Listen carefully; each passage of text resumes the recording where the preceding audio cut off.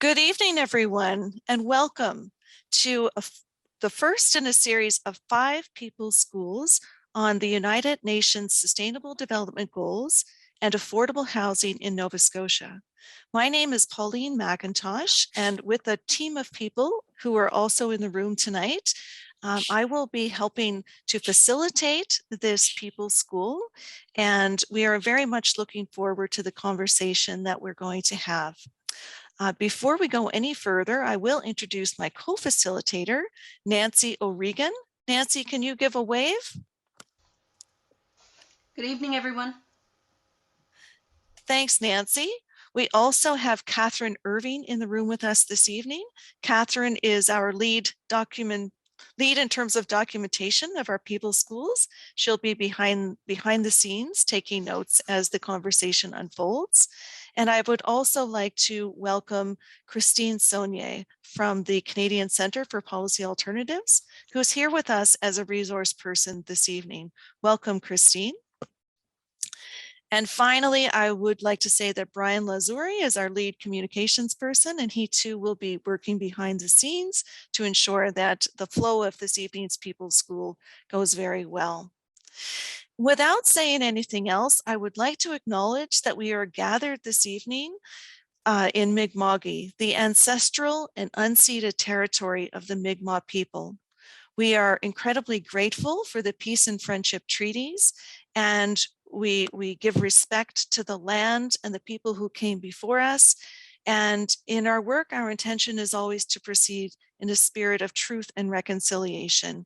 And hopefully that spirit will guide us in our discussions this evening. Without further ado, I would certainly like to offer you folks an opportunity to say who you are and what organization you perhaps volunteer with or work with.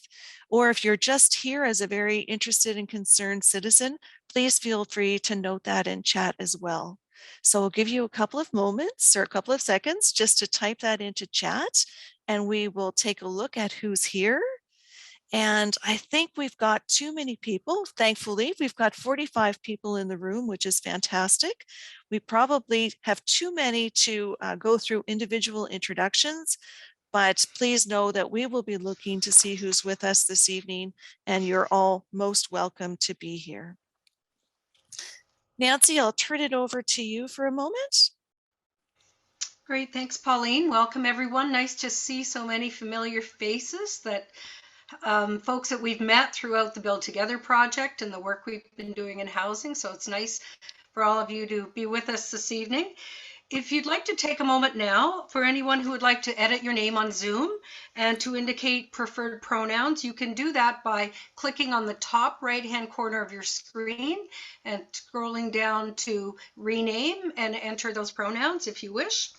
And then I think we'll share back to the PowerPoint for a second. I want to just share the agenda for the rest of the session.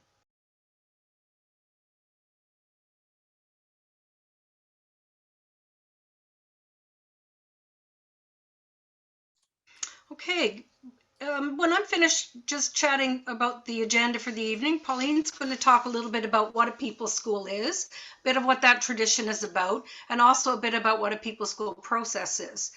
We're going to talk a little bit about the United Nations Sustainable Development Goals and Agenda 2030, what that means. We'll have a little poll on what we know about that going forward. And then right away, we're going to get into some small group discussion about what you're seeing and hearing in your communities and in the work you're doing about the intersection between housing and poverty. I will share a little bit of a story of Guysborough County and just some of our own insights and realizations we've had about those intersecting issues and how those things seem to be coming together more and more in our conversations. We'll have a second group discussion and then talk about what the rest of this year looks like in terms of SDG initiatives and housing initiatives that we'll be working on. Thanks, Pauline. Great, thank you, Nancy. And for those of you who aren't familiar with the People's School, and I know there are some people on the line who certainly are, a People's School is a traditional method that was used by the St. FX Extension Department back in the day, the early days of what's known as the Antigonish movement. And the Antigonish movement was a people's movement that started in the early part of the 1900s. And it was a process of people coming together, whether it was in someone's kitchen or on a wharf or out in a field, and coming together, sharing their knowledge, learning together, and talking about current issues of the day. And the People's School process became an integral part of the Antigonish movement, which was an adult education, collective action, social and economic movement that we're all very proud of here at St. Francis Xavier University. And the People's School is something that's never gone away. There have been many over the years, and it certainly seems to be one that's well suited to bring us together for this conversation this evening. So the People's School starts with sharing people's knowledge and experience, starts with the people in the room, with all of you who've joined us this evening. It's an opportunity to build awareness. So while we start with the knowledge of the people present, we can also bring in new information, new data, new knowledge that's already been worked through, and we can co-create new knowledge together. It's a convening space for innovation and collaboration. Often when people get together and have good conversations, great ideas and great new ideas come out of those, as well as relationships start to form when people can then move on and work together on various initiatives. It's an opportunity for building networks and linkages, and it's also an opportunity for inspiring action. And just to say a little bit about the People's School process itself, you'll notice that we will engage with participatory methods such as individual reflection, small group meetings, we'll have some plenary discussions, maybe some decisions will even be made. There will be stakeholder discussions. We're assuming that many of you who've come out this evening are either working directly in the areas of poverty or housing. You may come from a first voice perspective. You may come from other sectors that are impacted. And we also work in a People's School on the premise that there's a shared responsibility for experience and outcomes. So hopefully people will leave this evening with a heightened sense of what they can take away and work on from their particular place in the world. We are not creating an action plan that we're going to ask people to sign up with to implement. We're not creating an action plan or an agenda that the university is going to take away and fully roll out and implement, but it's a shared space. And in that shared space, we have shared responsibility for experience and outcomes. We will, however, take responsibility for documenting the process and sharing the findings with you after this People's School. And one final note is that we also recognize that we come together this evening from very diverse perspectives. We hold different views, and I would certainly just ask everyone to participate in a spirit of respect and ensuring that everyone in your small groups this evening and in plenary have a voice and have an opportunity to express those views. I'm going to stop sharing my screen for a moment, and I'm going to call on my colleague, Brian Lazuri, who's going to share a poll. So before we get started with our discussion about the Sustainable Development Goals, it would be really interesting to hear who has heard of the United Nations Sustainable Development Goals. So specifically, we're asking, are you familiar with the United Nations Sustainable Development Goals, often called the SDGs, and Agenda 2030? So we'll wait till everyone has had an opportunity to vote.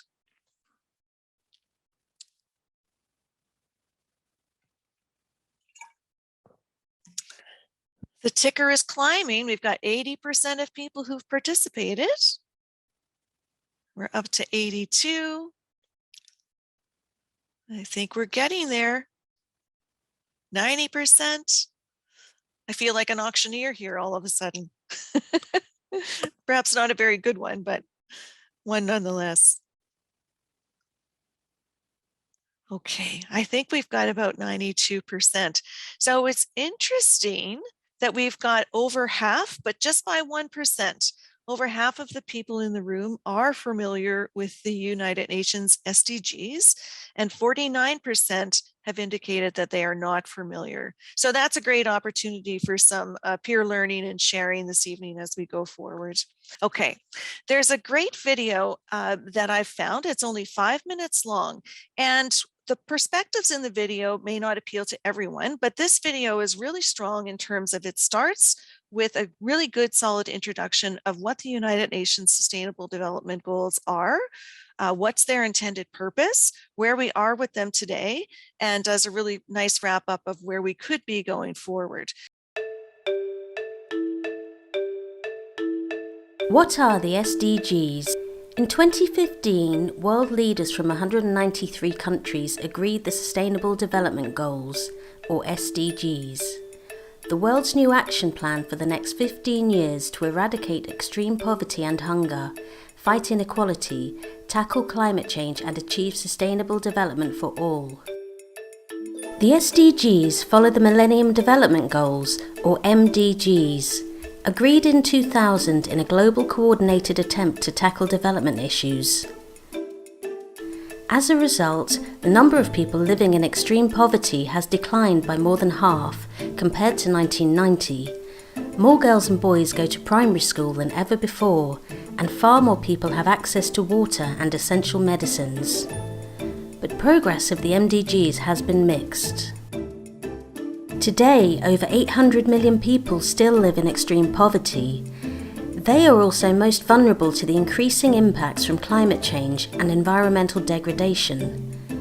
Years of hard-won progress fighting poverty could easily be wiped out by even small conflicts, economic crises, or natural disasters. Also, Sub-Saharan Africa and Southern Asia consistently achieve less progress than other regions. The MDGs measured success on national averages, often missing what happened with marginalised groups like people with disabilities, indigenous groups, rural communities and women. The international community recognised the new challenges and that human prosperity must go hand in hand with protecting the planet.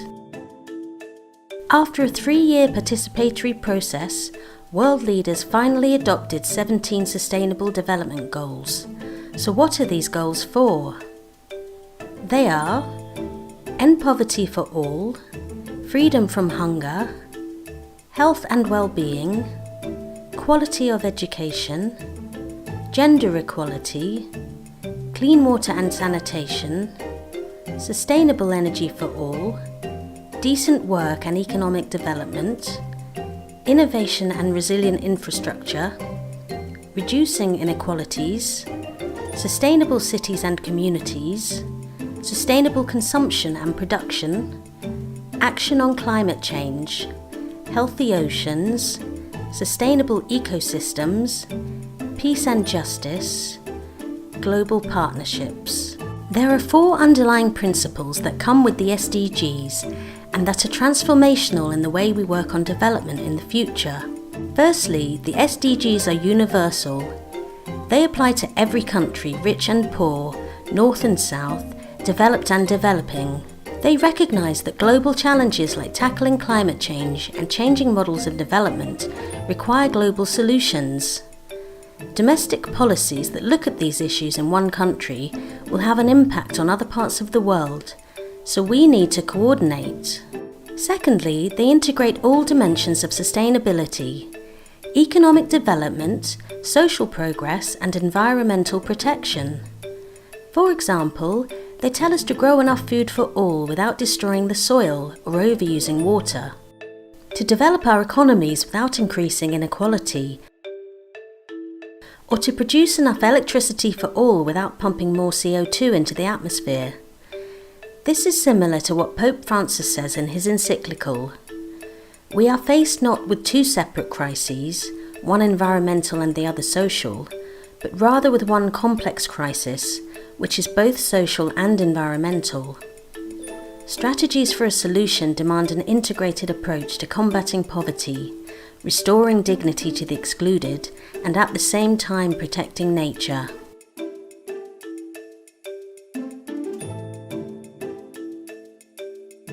The SDGs tell us we should leave no one behind. Governments have agreed no goal should be met unless it is met for everyone, including those in society most vulnerable and hardest to reach. So education must reach Indigenous communities, jobs created for women and men, quality healthcare available for all rural communities, and water and sanitation facilities accessible for people living with disabilities. Tackling exclusion is the key to tackling inequality. And finally, the SDGs require the participation of all. The process to agree the SDGs took years and included national dialogues, consultations with civil society groups, the private sector and academia, and ended with negotiations between all governments at the UN. There's a strong sense of ownership of these goals. The result is ambitious, but it reflects what the world wants. Today, the implementation of the SDGs requires ongoing participation at a national and local level. All stakeholders have a role towards their successful achievement. Taken together with the Paris Climate Change Agreement and the Pope's encyclical Laudato Si', the SDGs provide a new framework for approaching sustainable development.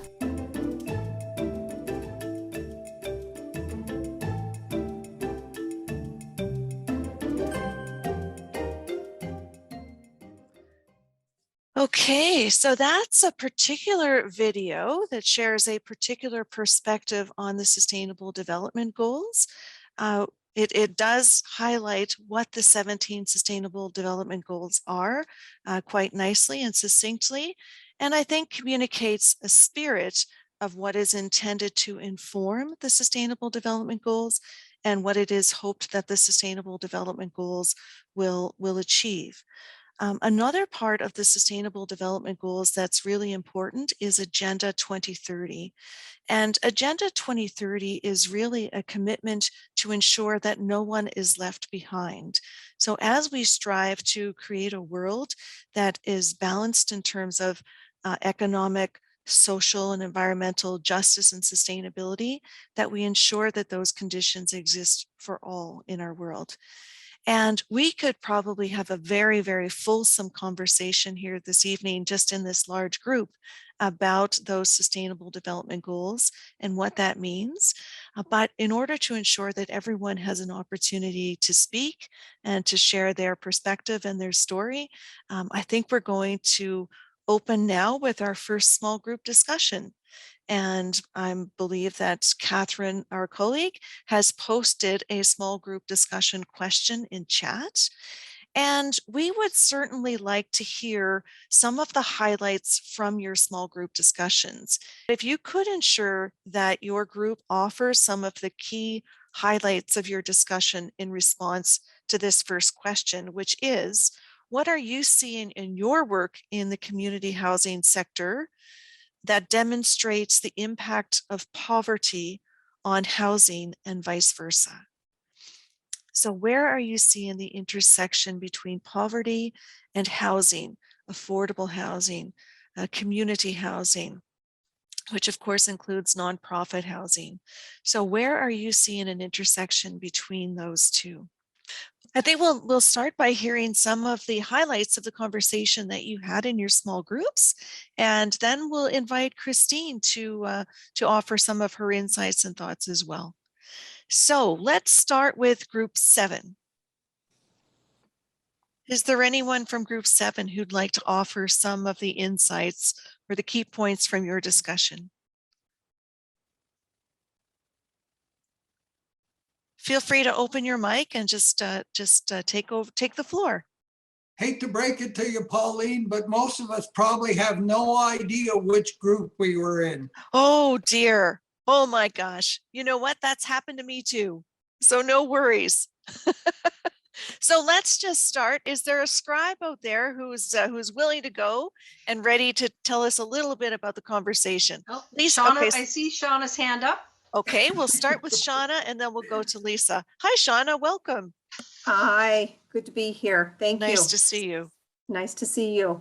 So I was in a group with Linda and Colleen and Penny and myself and Paula, and great discussion. Some of the things we discussed is the obvious awareness of poverty and inadequate housing within Guysborough County and Antigonish County. Paula spoke about the ability or the inability of a lot of her clients to complete the forms for the Nova Scotia Rent Supplement Program.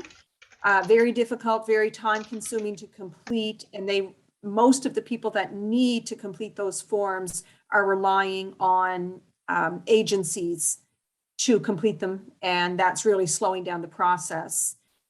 We talked about SHAC, and obviously that's an acronym, and the speakers indicate that there are limited numbers of rent supplements available through that. We talked about the fact that landlords have the luxury of refusing the rent supplements now because of the large number of individuals looking for housing. We talked about Nova Scotia housing units that are being subsidized. And if the clients go on the wait list for the housing authority, they may not be able to get that subsidy. And I might have mixed that up a little bit. The girls were really into the conversation, and I'm a hen typer. So we talked about income assistance recipients are typically refused for housing. We also talked about the fact that the data being used for some of the stats is outdated and it does not reflect today's costs. We talked about the fact that if an individual is on the waiting list and if they're asked for the supplement, then they're removed from the waiting list and cannot get back on it. So that went back to my point earlier, I think that I was a bit unclear on. Need a policy to reduce the wait list on public housing. There was an example in Antigonish where 12 units were opened and they received 70 applicants for those 12 units. So huge. This speaks to the demand in Antigonish as well as the availability.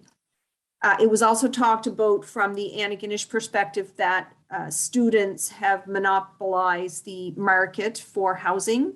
And even student housing, it was noted that rent has gone up from $500 to $700 a bedroom per student per month.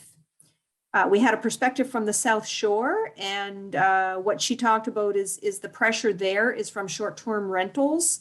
Housing is inaccessible, and there's a lot more than just poverty that's influencing that. It was noted that there are some important examples of poverty reduction strategies. One of them is living in affordable housing to obtain an education. And we talked about we didn't mention the particular individual, but this was an example where this client was living in affordable housing. She was able to obtain a good education, and she was able to move out of poverty and out of public housing. So our group felt that it was important to recognize that there are strategies out there, and this is one that can help clients move along that continuum to get out of the need of public housing. It was also recognized that the idea, the concept is that perhaps government's lack of involvement in building public housing and the fact that they are not wanting to deal with these issues. Instead, they're pushing it down the road to the private sector, not even the nonprofit sector anymore. And the nonprofit sector, being representative in our group, felt that that tide should change. So I will ask the ladies if we've missed anything else, if there's any other comments that I did not scribe. Thank you, Shauna. You did an excellent job in a difficult situation. There's just one thing that I wanted to clarify about the policy, around the housing benefit. If you are on a housing waiting list and you want the housing benefit, you have to come off the list. And what I said, it seems to be this benefit, housing benefit, is just a policy to get people off the waiting list, not to actually improve the situation. but just to reduce their waiting list and not really change the situation. But you did an excellent job, and thank you very much. Yes, thank you, Shauna. Thank you, Colleen. Shauna, you provided a really comprehensive list of everything touching on housing policy, touching on public housing, nonprofit housing, talking about some of the supports that are required, sharing experiences of contextual factors like universities that bring in a lot of students who are competing for the same housing often as people who may be living on far less income, and certainly competing for housing stock in general. So you've raised many issues that really highlight the intersection of affordable housing and poverty in the province. Given the exhaustive list that Shauna has offered, I'm going to really challenge the other scribes and say, is there anything that wasn't raised from Shauna's list that you could add to the conversation at this point? I'll go. That is a tough act to follow, Shauna. That was my notes were not nearly as detailed as yours. Patty, could I ask that only bring something new in that hasn't already been mentioned? Of course. That way we'll hear from a few others. Thank you, Patty. Absolutely. So one of the things that we kind of discussed, and we talked about the different groups who are most affected, obviously the most vulnerable groups in our population. And so we touched on some of the same things, but not a lot. We talked about kind of the precarious work situations that will be coming up for young people and how that's going to affect their housing. We did a little bit of problem solving while we were chatting. And so one of the things that we talked about was because we also discussed, university students and seniors and kind of the different housing situations involved. But we talked about what's been happening in Ontario, and I think BC and maybe some other provinces, about partnering students with seniors in housing. And so we kind of discussed that a little bit and talked about how that would be neat, especially in areas like Antigonish, or I'm in the Sydney area, so we're getting a lot of international students. Beyond that, yeah, it was sort of similar lines. I wouldn't have said it quite as well, so I'm glad I didn't have to. But the only other thing that we touched on that maybe wasn't mentioned was transportation and how that too impacts housing. And, a lot of folks might be able to get housing in more rural areas, but they don't have the transportation to get to and from. So, yeah. That's a great point to add to the list. Thank you so much, Patty. yeah. I think we're going to go to Lisa, who had her hand up previously, and then Celeste, you're on deck. So Lisa, is there anything that hasn't been mentioned already that you can bring into the space? I'll be super brief, just 3 points. One of the people in the group really described in some detail the substandard nature of housing that people are living in terms of the, trailers and other housing, which is not adequate. It's not up to a standard, and made the connection between poverty and power, and how people don't have the power to, they don't have the power and they don't have the choice. So that was, I think, important to add.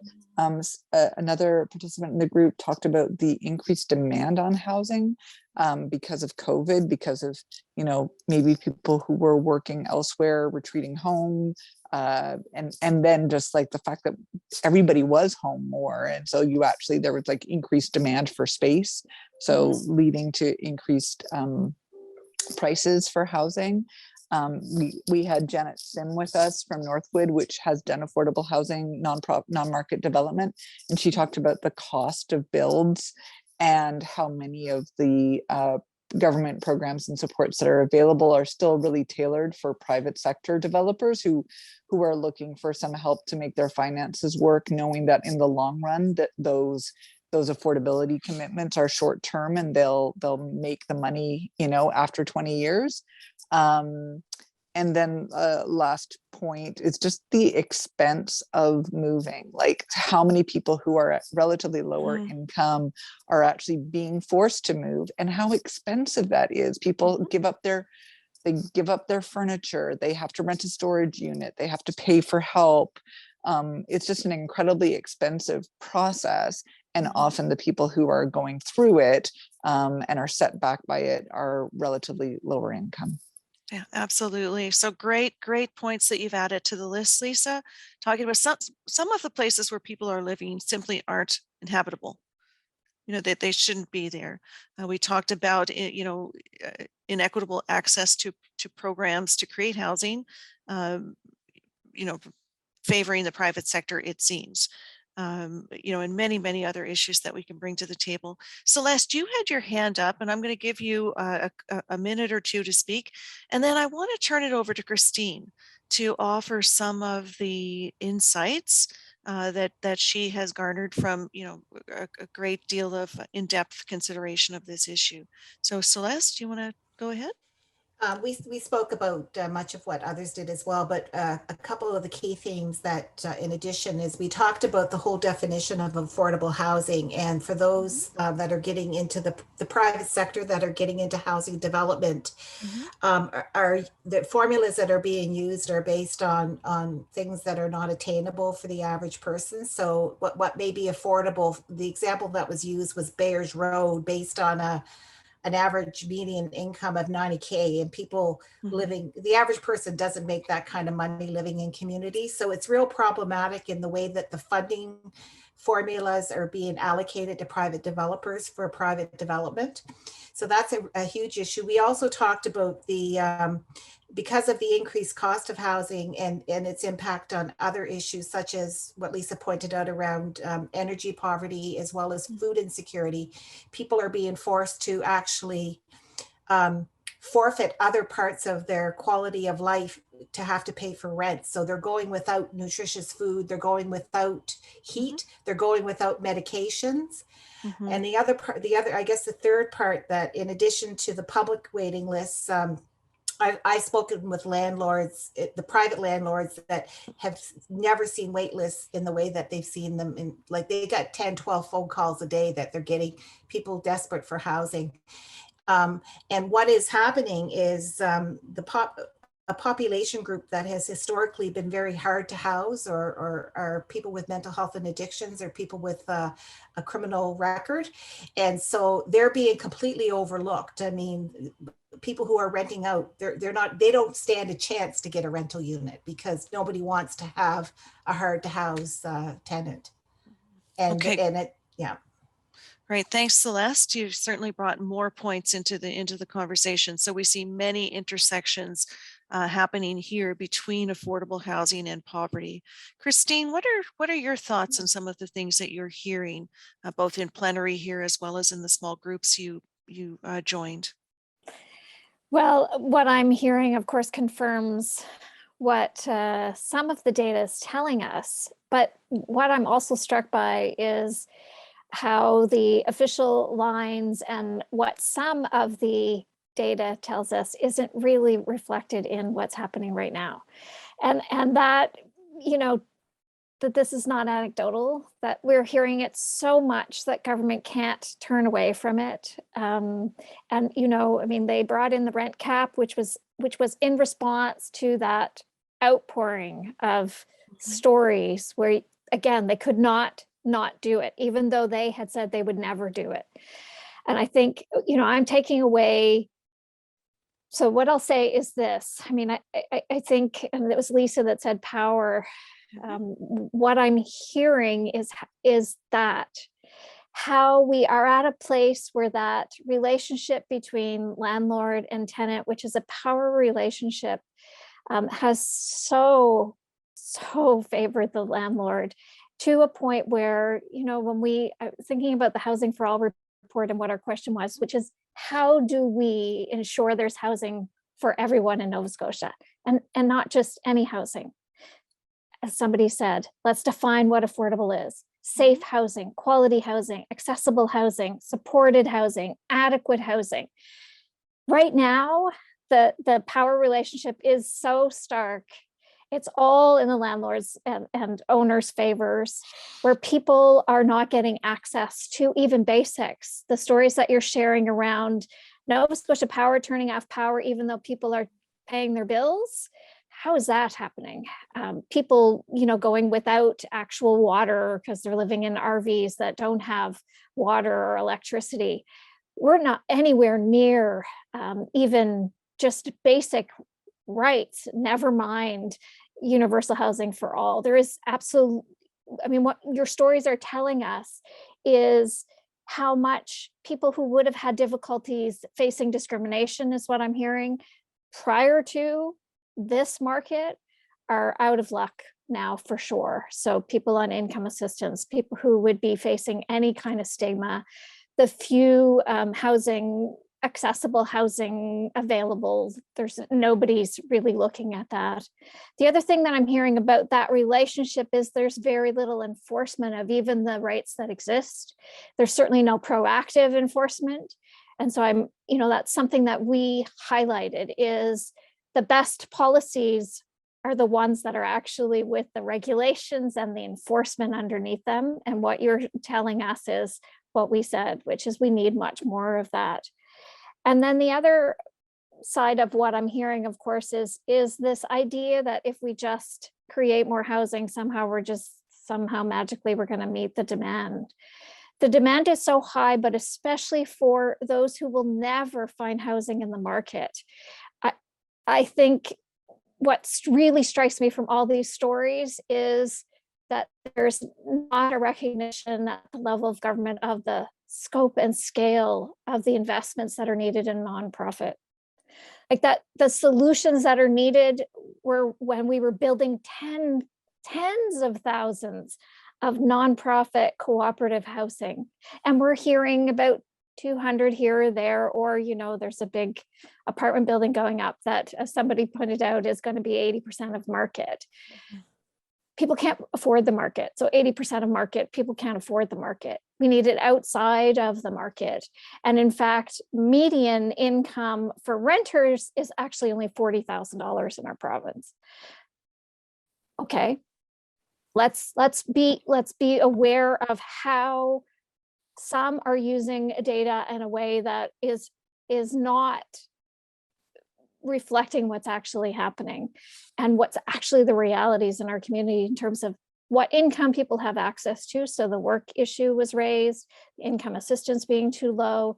And on the other side, what is happening when people are trying to access housing with the renovictions that are back in the picture. And as was pointed out, the expense of those who are living in poverty, we know the high costs that takes for people who are living in poverty, whether that's moving, whether that's not being able to afford transportation to get where you need to go.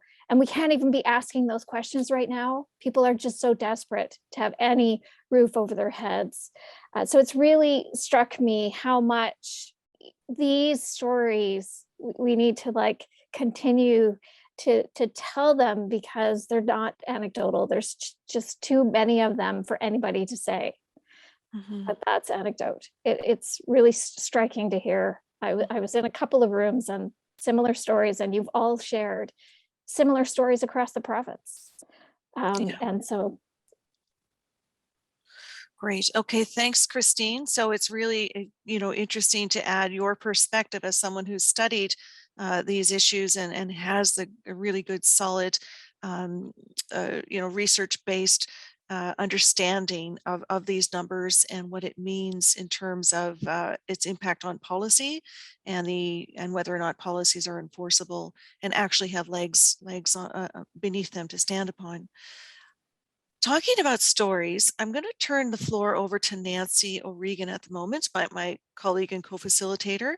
And Nancy is going to share a story of housing and the Sustainable Development Goals and how that story is unfolding with a group of really concerned volunteers and service providers in Guysborough County. Nancy? Thanks, Pauline. And I just want to welcome some of the folks. I see a few faces here from Guysborough County tonight, so it's really nice to have you here. So in Guysborough County, we have a housing network. It's a very loose network. We're not formally organized at all, but it's comprised of service providers mostly. So our Family Resource Center, someone from, home care, home support. We have the Women's Center. We've got, the other groups and organizations in the community. We've got municipal representatives, and we've been meeting for about 2 years now. And every meeting we start with a check-in, and that check-in is always about, what are you hearing about housing today? What are you hearing in the last month? Is there more demand? What's going on? And we sort of share our perspectives from people that are working in the front line with, with clients and with people they're supporting around what they're hearing and experiencing.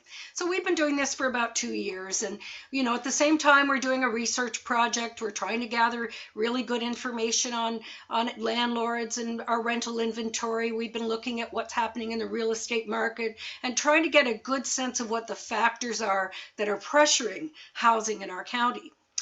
Well, in January of this year, we came together again as a group.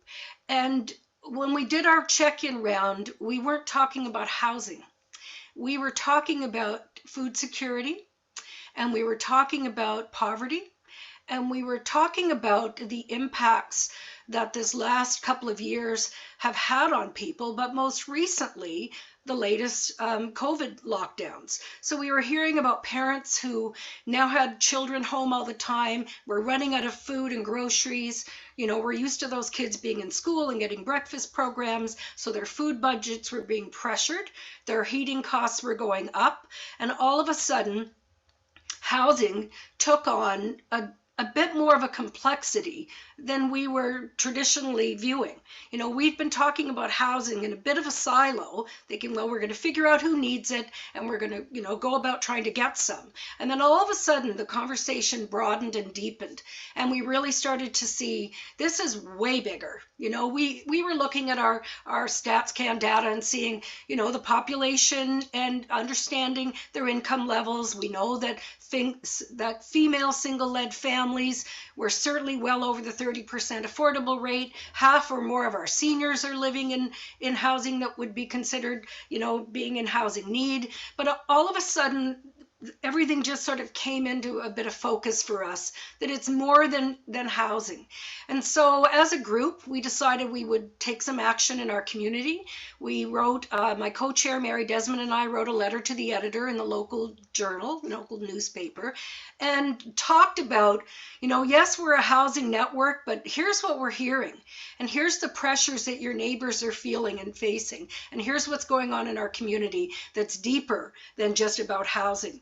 And, thankfully, our local newspaper, great collaborators, put in a whole chart that we'd prepared for them of all the nonprofits in our community who share and distribute funds to people who need it. So the women's centers and Kids First and the food pantry in Upper Big Tracadie and all of the groups and our food bank, and asked people to help.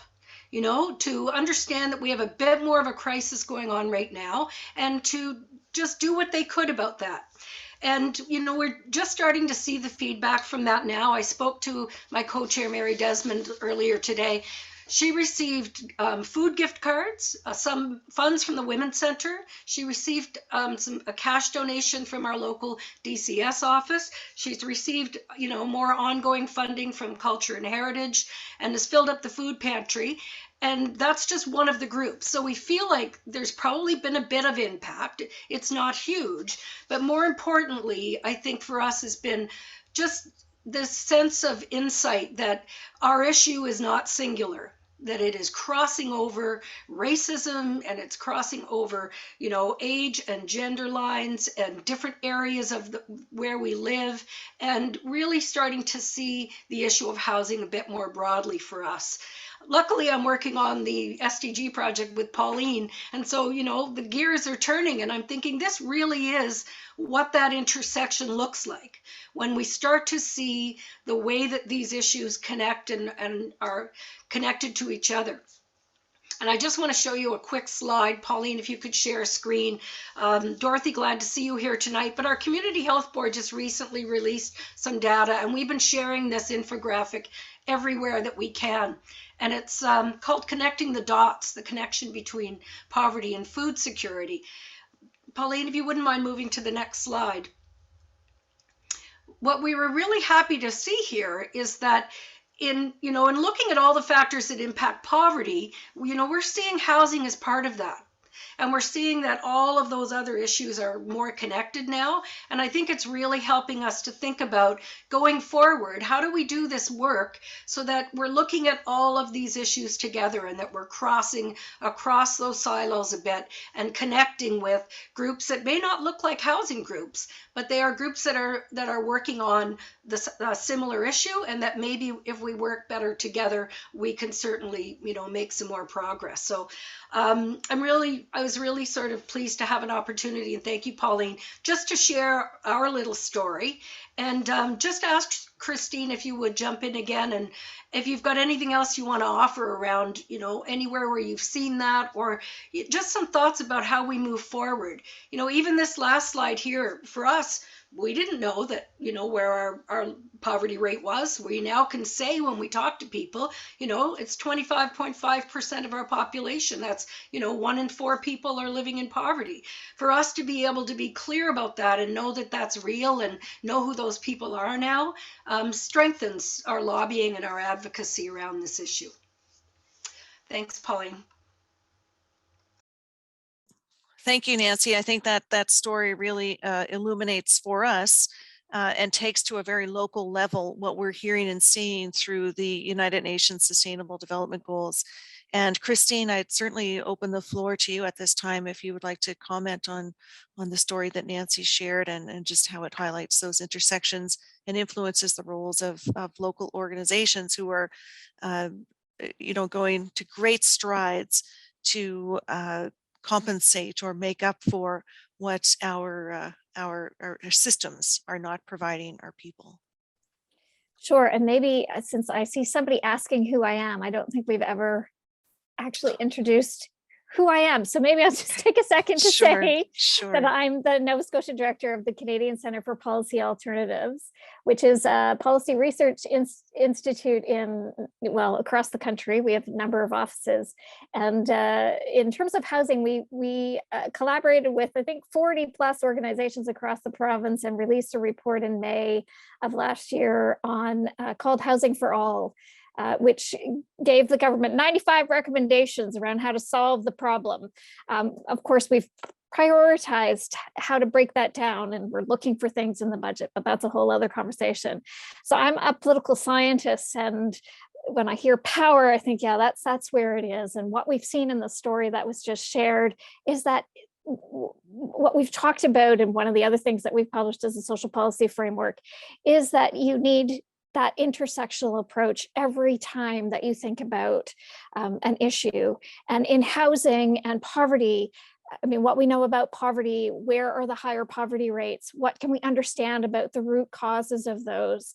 And, the poverty rates, of course, differ across communities, but even within communities, you need to dig even deeper.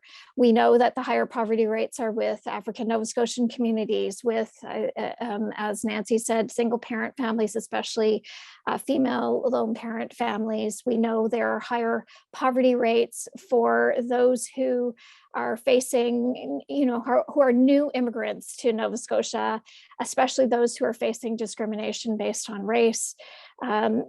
Understanding, and one of the things that we publish, as well as the Child Poverty Report Card, understanding that the highest poverty rate for children are for children under the age of 2. So the kind of supports that you need to be thinking about when you're thinking about housing and the needs of families and community is that way in. Why are our poverty rates so high for those under 2, and what can we do to support? And it's all of the things that we saw that needs that integrated approach, because the other thing that we know is there can be that knockoff effect if you don't think about how you support on one side, what that policy impact can be on another. It's really important, you know, when people reach that benefit cliff and suddenly they lose out on things, that shouldn't happen. The example of the housing benefit having to come off the wait list. What are the implications of those policy decisions, and trying to really think through what those interconnections are. And what you've discovered is, of course, the key. And what we said, it was the power of our Housing for All work, that collaboration, bringing those voices to the table, including the first voices, those who have the expertise, and you all have it. Your community members know what's happening. The data can only give you this slice of it, right? Our poverty data only tells you a little bit. It tells you about income, and that's only part of the story of poverty. Of course, it's top. If you don't have income, then you can't be, you know, that's the major barrier. But if you don't have support to afford services and have supports on the other side to bridge that gap, you need both things going on.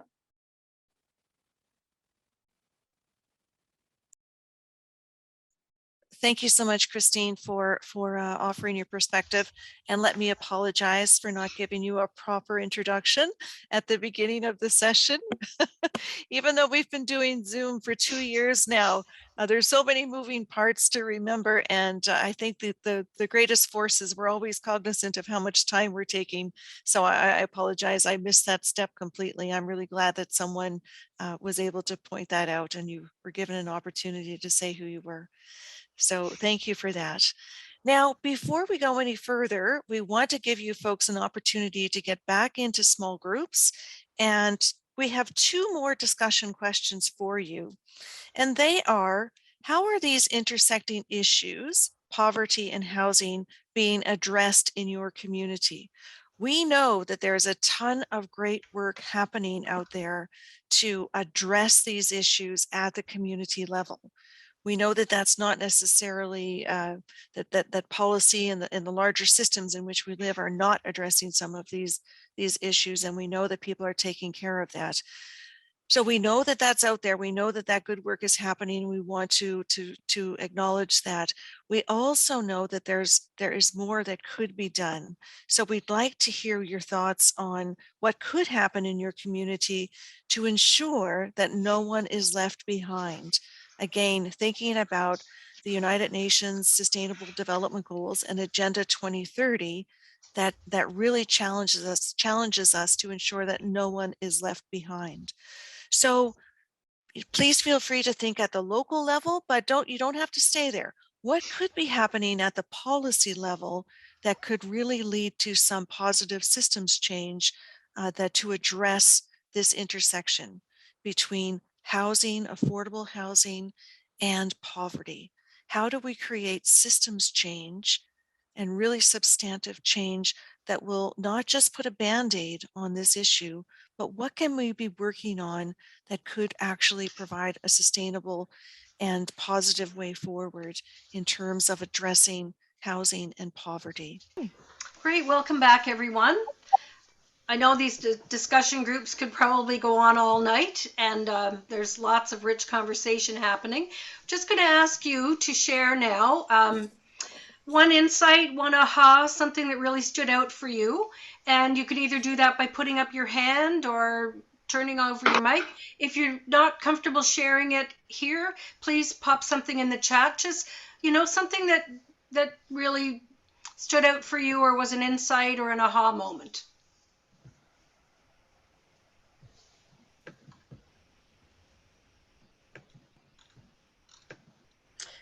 One of the things in our group that came up was, as a surprise aha, was when the government wants to do something, they will do it. So taking people off the streets and putting them into hotels, getting a roof over their head so they can isolate during COVID, they can do it. They gave out the CERB program. It was above the poverty line. They can pay a guaranteed income when they want to. So if they want to do something, they can do it. Thanks.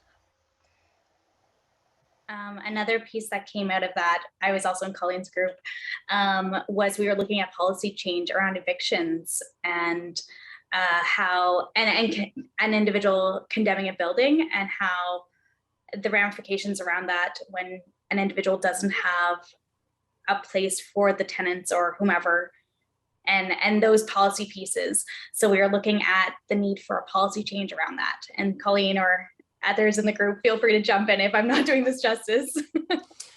Well, I think the aha moment is that there are a lot of public policies that create barriers, systemic barriers for people in low income housing. So like bylaws that are complaint driven, and one of the ones that earlier was mentioned about having to choose between the subsidy and going on the wait list. These are just policies that can be changed. Mhm.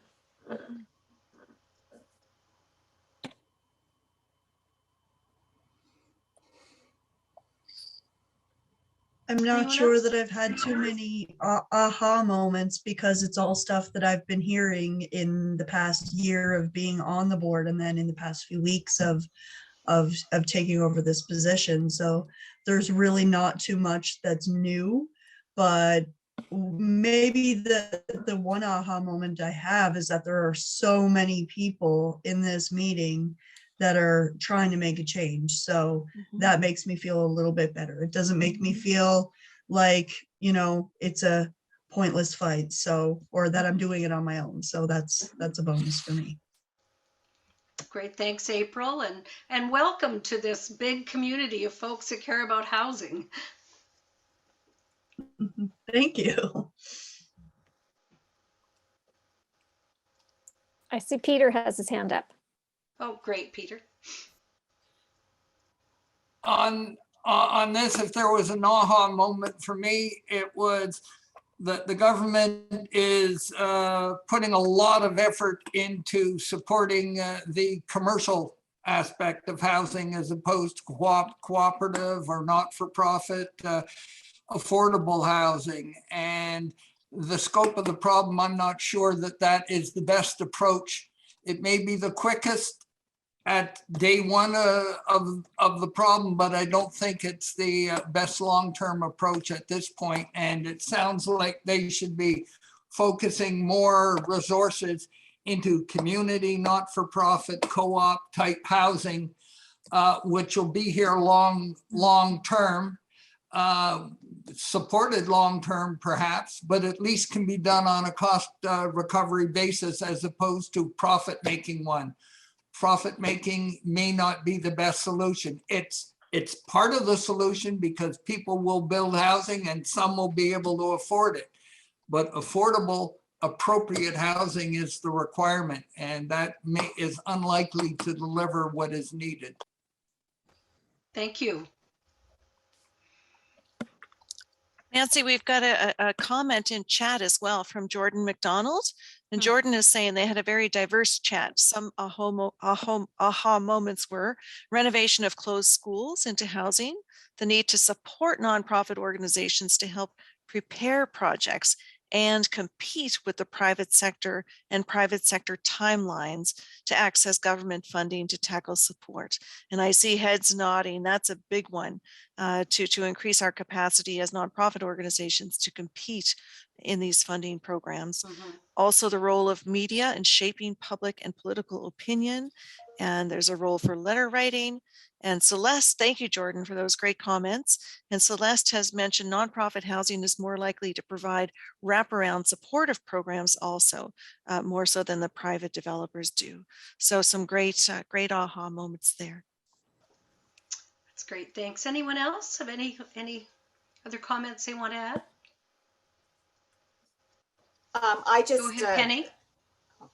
Yes, not so much an aha moment, but a unanimous moment around a universal basic income.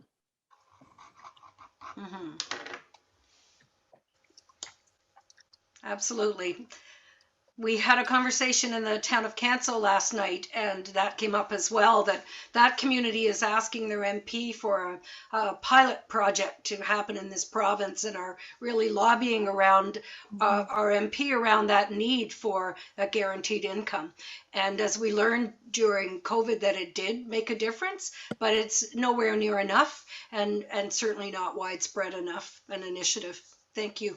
Celeste, go ahead. I think you had something you wanted to add. Yeah, it's not so much an aha. I just like to say it every opportunity I get, is that we have to put more pressure on government to adequately support the not-for-profit organizations with core funding, so that they're not having to spend all their time chasing money, and they can spend their time providing the great services that they provide to the people. Great, thank you. And I see a comment from Thomas. The age intersection of stigma and biases in our culture, stigma of young people not wanting to live with old neighbors, and some refusing to rent based on previous negative rent-based. Carolyn, thank you. Carrots to our trades to fix up housing stock and to do a Nova Scotia rental lottery to gift the home to a needy family in each region.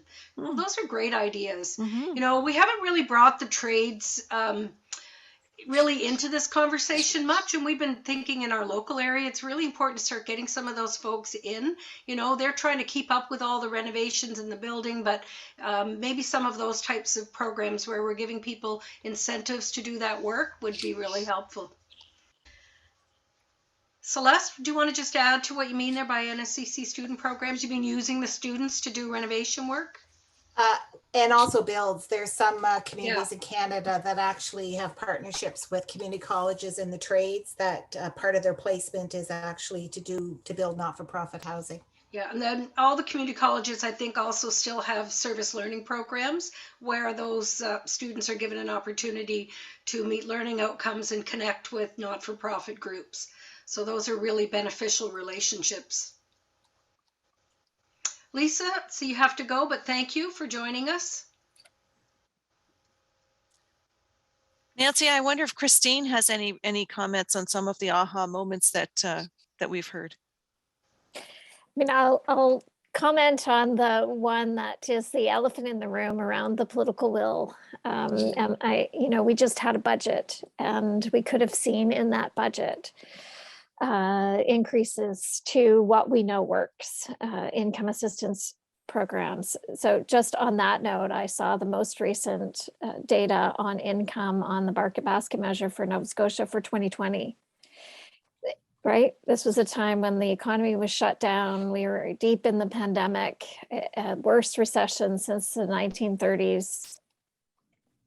Poverty went from 12% market basket measure total Nova Scotia to 8%. We decreased poverty in that year at the height of the pandemic. And why? Federal government support. There is nothing else. They gave the income support. They did it quickly. People got it.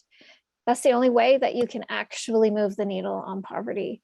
And that is political will. It is making the decision that you actually will make the investment that's needed. And we saw nothing like that in the Nova Scotia budget. And it would have been easy for the government to make that decision right now. They are saying that they're going to be reducing child poverty. That budget did nothing to reduce child poverty in this province because the income supports were not there. So, I mean, that's a huge comment. And then the other one that I'm hearing again and again, and that you're all sharing is, God, the community just keeps stepping up again and again. And we know that community knows what to do. And that core funding piece is such a critical one. If we could just leverage all of you, what a return on investment that would be for government to really be funding the sector that has been doing the heavy lifting all along. I mean, we're releasing a report on Tuesday on the homelessness during the pandemic and the response in Cape Breton and Halifax.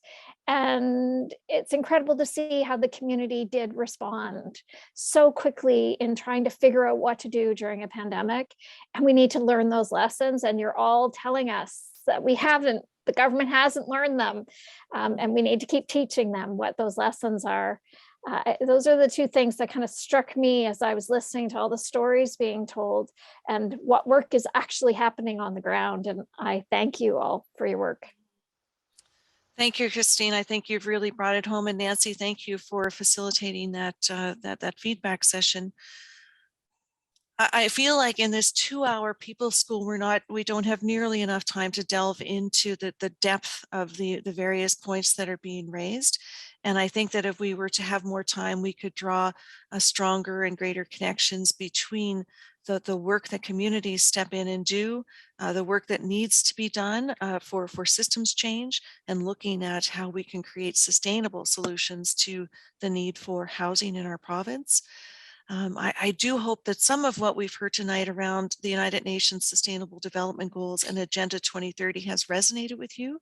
And the 17th in those 17 goals is all about collaboration and working together to achieve the other 16. And there are 5 in particular that we're talking about related to affordable housing, but there's definitely resonance in all 17 of those goals, and in particular the 17th.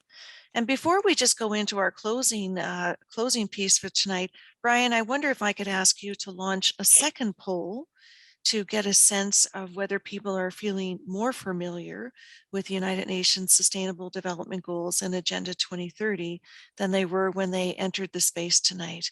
So if we could ask everyone to take a moment to cast their vote.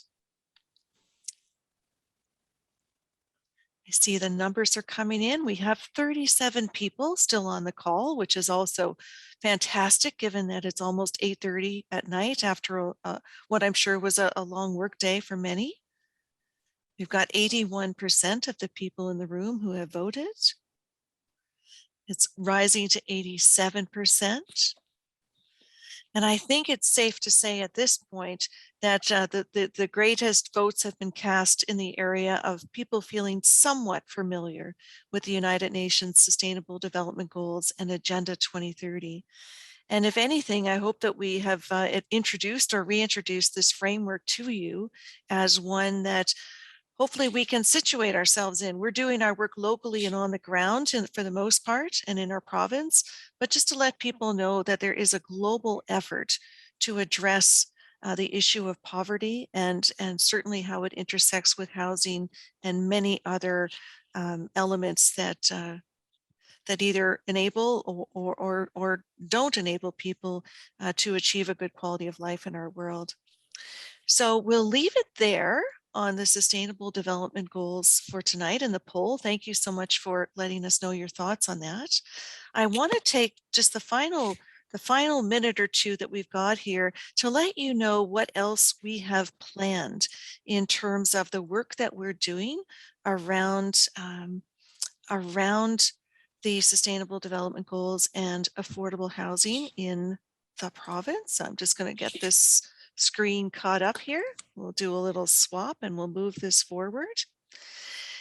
We are also planning to have 3 webinars around the Sustainable Development Goals. One will focus on what they are and why are they important. So we'll be able to go into more depth than we were able to do this evening. One of a key aspect of the Sustainable Development Goals is looking at environmentally healthy solutions to affordable housing.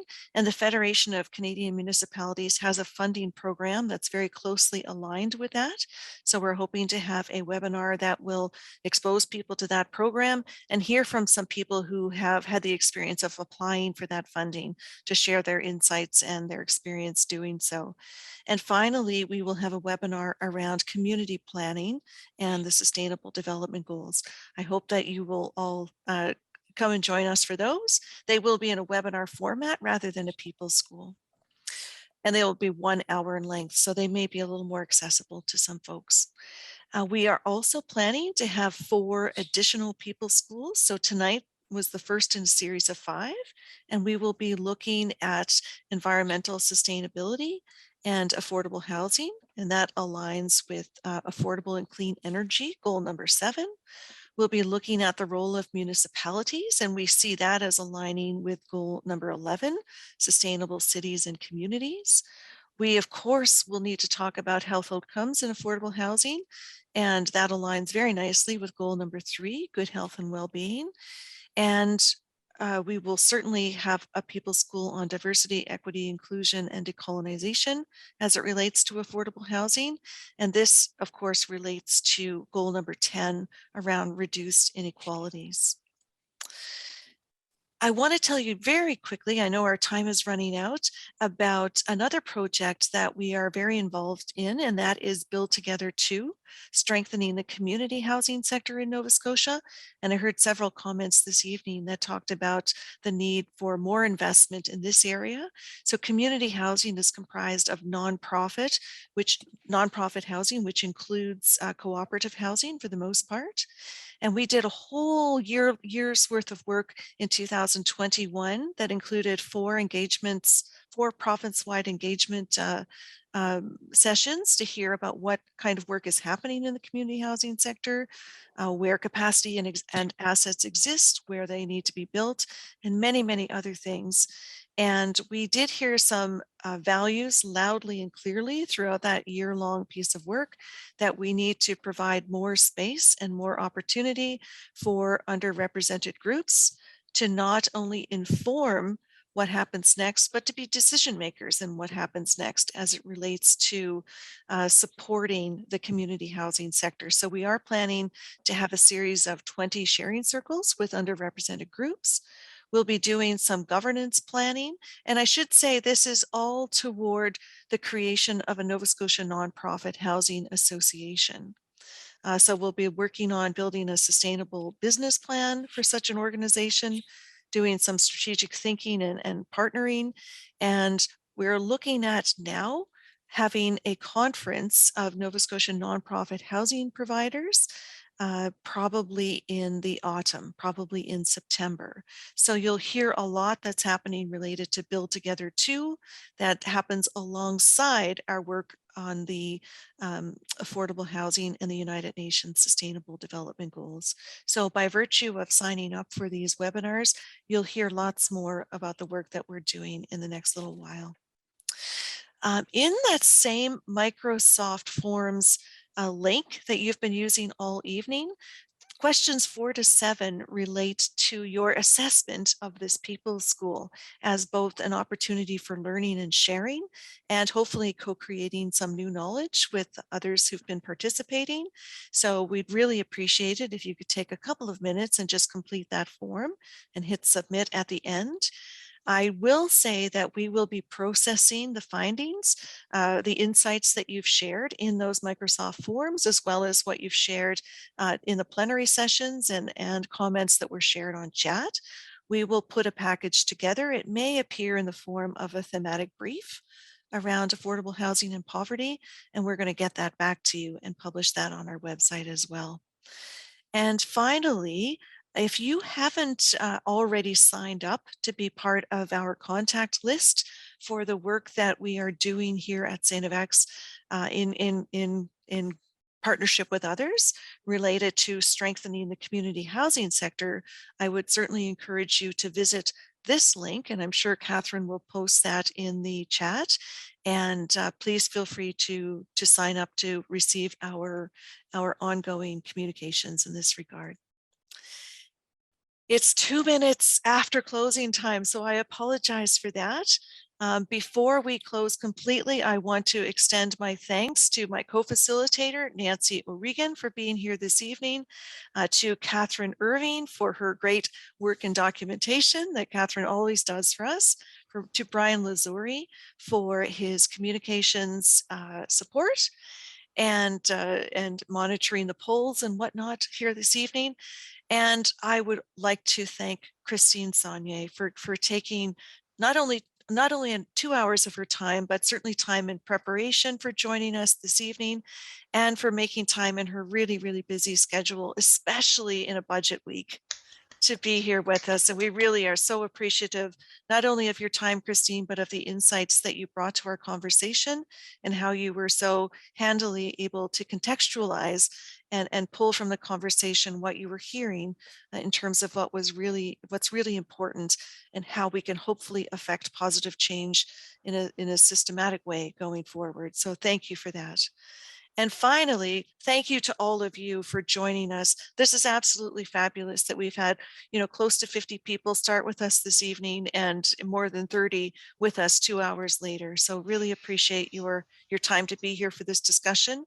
I hope you will join us for our additional People Schools and webinars. And I wish you all a great evening. And thank you so much for the wonderful community work that you do. Good night, everyone. Thanks, everyone. Good night. Good night.